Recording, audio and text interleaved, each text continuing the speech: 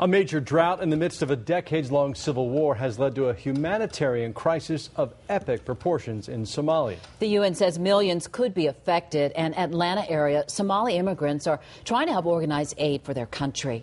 Fox 5's Justin Gray is here now with more. Justin. Amanda, thousands of Somali refugees have settled in the CLARKSTON area and built an entire community there. Most of them still have family back in Somalia who are trapped in the midst of famine and war. I told them we need the children and women clothes. You see, people how they respond. The goal is to send a shipping container with 40,000 pounds of clothes from Atlanta, because Aden Hussein says Somalis enter the refugee camps with nothing but the clothes on their backs. They don't have nothing. They're just like this.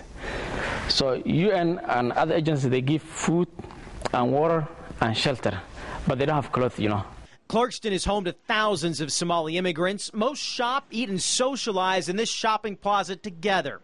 And together they're looking for a way to fight the famine back home. The UN says hundreds of thousands of people are on the brink of starvation because of drought and because al-Qaeda-linked extremists are making it nearly impossible to deliver aid. We're talking about neighbors, people we went to school with, people suffering. Omar Shakay heads the Somali American Community Center. His own brother lost a son to starvation earlier in this 20-year civil war while fleeing his career as a veterinarian for a refugee camp. His house been looted, his pharmacy been destroyed, ran away with his children. Mohammed Ali Nur is a pediatrician and the former Somali Minister of Health. He too fled the war and he's treated starving children himself. This is an emergency